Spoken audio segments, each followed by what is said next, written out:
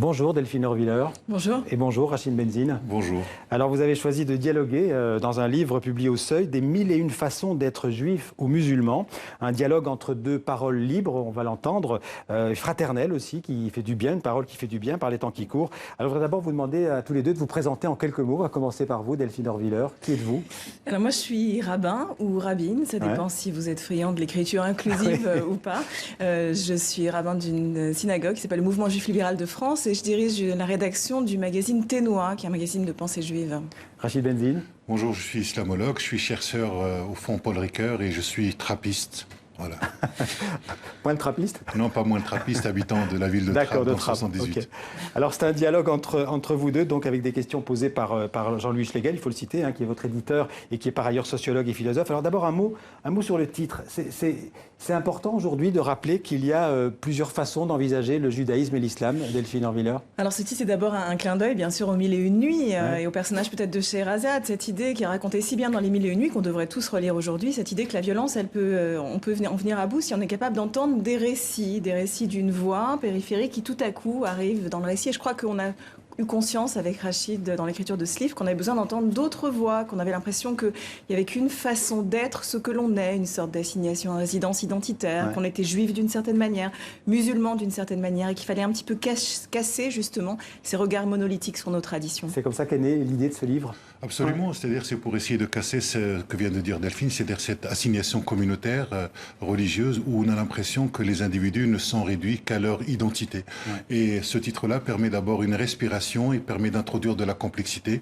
Là, on a une vision simplement monolithique où on pense que l'islam dit que, le judaïsme dit que, c'est comme si à l'intérieur de cet islam, il n'y avait pas d'abord une pluralité de voix, donc c'est un éloge à la pluralité. Alors, on va parler de la pluralité des voix, de la façon d'interpréter le judaïsme ou l'islam.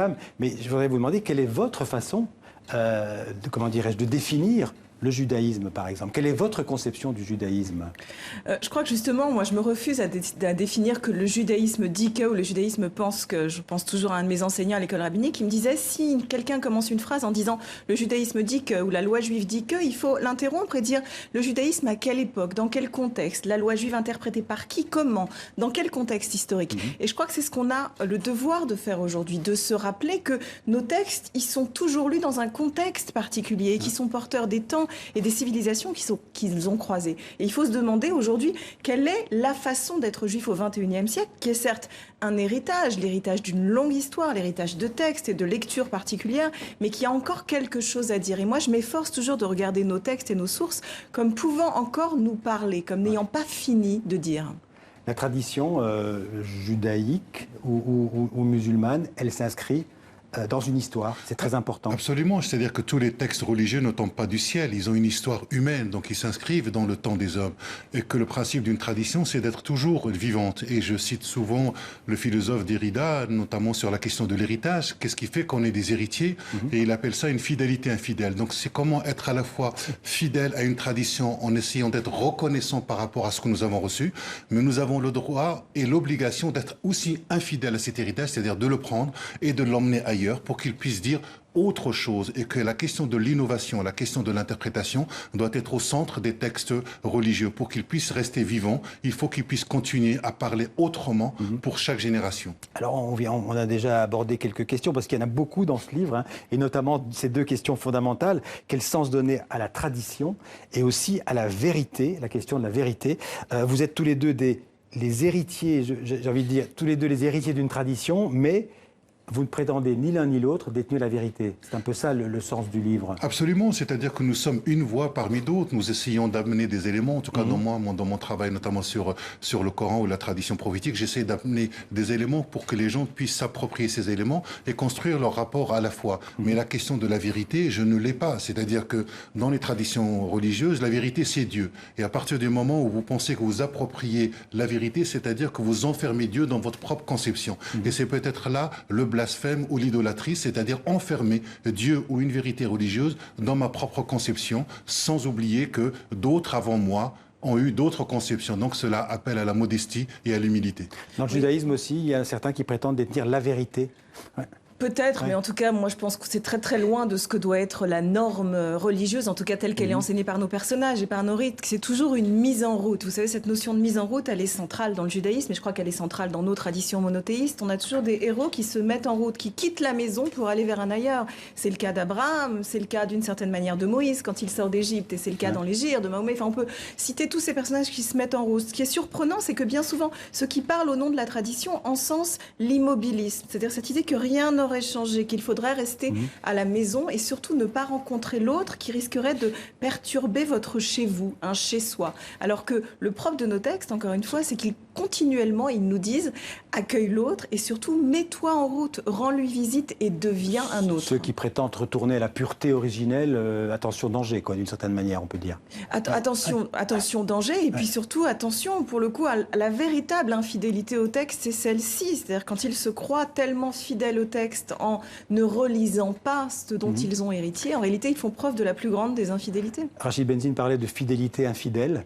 Vous êtes aussi, d'une certaine manière, infidèle dans une fidélité à une tradition juive. Je crois que c'est la recette de toute transmission. Ce qui se transmet est toujours quelque chose de partiellement infidèle. Et c'est vrai même en biologie, c'est vrai en sociologie, c'est vrai en histoire. La vie ne continue que parce que quelque chose a été altéré, que quelque chose a changé, qu'on a rencontré un autre qui nous a bouleversés et qui a fait qu'on est devenu différent de là où on était. Et je crois que nos pensées religieuses ont besoin de repenser ce dont elles sont pleines en réalité, mais qu'il leur faut réinterpréter aujourd'hui. Beaucoup aujourd'hui invoquent le Coran à tout bout de champ, pour un oui ou pour un non. Qu'est-ce que le Coran? Est-ce que c'est un texte sacré? Est-ce que c'est la parole de Dieu? Est-ce que pour certains, même c'est Dieu lui-même? Qu'est-ce que le Coran, Rachid Benzine? Tout dépend de la manière, dans la perspective dont vous regardez le Coran. Si vous regardez le Coran d'un point de vue religieux, en tout cas pour les croyants, il est considéré comme la parole même de Dieu, c'est-à-dire c'est un texte sacré. Maintenant, si vous intangible?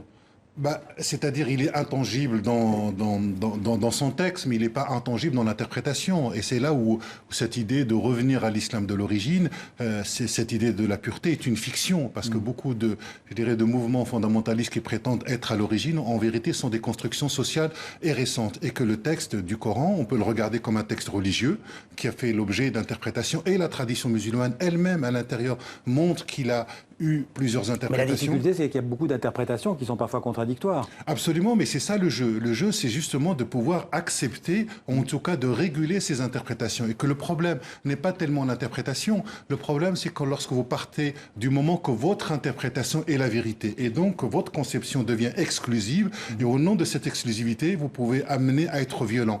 Mohamed Harkoun, l'historien de la pensée islamique, avait mis en place ce qu'il appelle le triangle anthropologique, c'est-à-dire ce lien entre la vérité, le sacré et la violence. Et c'est au nom d'une vérité sacralisée qu'il y a ces phénomènes de violence aujourd'hui à l'intérieur de l'islam, mais aussi ailleurs dans d'autres idéologies. Delphine Orviller. Oui, c'est là où, effectivement, ça n'aurait pas de sens de dire ce que disent certains aujourd'hui, que le Coran n'est que violence ou le Coran n'est qu'amour, parce que nos textes, effectivement, permettent une lecture ou une autre. La vraie question, c'est comment nous, lecteurs, on est interpellés et comment on est rappelé à nos responsabilités de lecteurs quand on sait que nos textes peuvent donner lieu à ces lectures de vie, comme ils peuvent donner lieu aux lectures les plus mortifères qui soient. On sait que pour les ultra-religieux, par exemple juifs, la Torah est aussi un texte sacré, c'est quelque chose auquel il faut référence en permanence.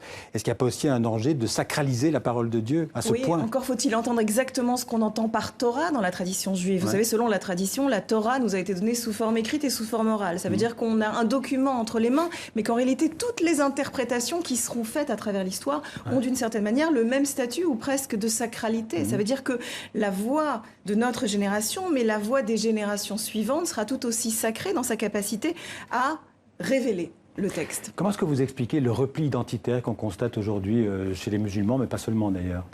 C'est lié au contexte de mondialisation. Vous savez, la religion repose sur trois pôles. Il y a un pôle éthique, il y a un pôle cognitif, il y a un pôle identitaire. Or, aujourd'hui, ce qui s'exprime le mieux, c'est l'aspect identitaire. Et l'aspect identitaire passe pour moi en termes de vestimentaire et d'alimentaire. C'est-à-dire qu'on a aujourd'hui des traditions religieuses qui, face à la mondialisation, sont de plus en plus pulvérisées. Et donc, beaucoup de gens veulent revenir revenir finalement à un temps qui n'a jamais existé, qui est une fiction, qui est une fantasmagorie, et on essaye de rester entre soi pour ne pas, je dirais, se perdre dans le monde. Et souvent, le salafisme, je le dis souvent, c'est un kit de survie en contexte de postmodernité.